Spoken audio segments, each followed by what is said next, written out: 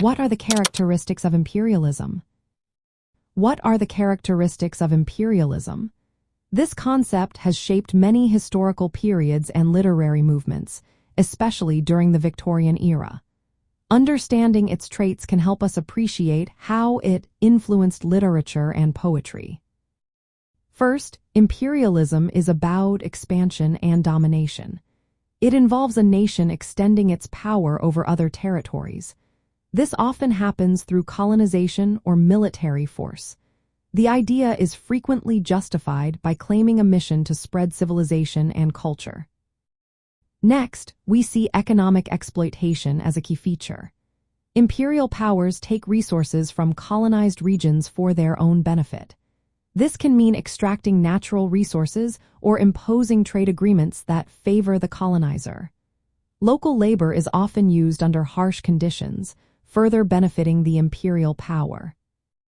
Cultural imperialism is another important aspect. This occurs when the colonizer's culture, language, and values are imposed on the colonized. Such actions can suppress local cultures and identities, leading to a loss of heritage for the colonized people. In Victorian literature, imperialism is depicted in various ways. Poets and writers often romanticize the idea of empire building. For example, Rudyard Kipling's poem, The White Man's Burden, presents imperialism as a noble duty. It suggests that it is the responsibility of more developed nations to civilize those deemed less developed. However, not all Victorian literature portrays imperialism positively. Joseph Conrad's Heart of Darkness reveals the darker sides of imperialism. It highlights the brutality and exploitation that often accompany colonial rule.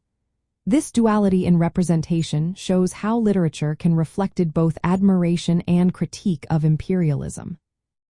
Victorian literature also features a blend of romanticization and critique. While some works celebrate the emotional appeal of empire, others expose the harsh realities faced by colonized peoples. This tension creates a rich dialogue about power, identity, and cultural exchange. Later literary movements, influenced by post-colonial theory, have challenged imperial narratives. They focus on the voices and experiences of the colonized, offering a counter-narrative to traditional imperialist views. In summary, imperialism is characterized by expansion, economic exploitation, and cultural imposition. Its representation in Victorian literature showcases both the allure and the harsh realities of empire building. Understanding these characteristics helps us grasp the complex relationship between literature and historical movements.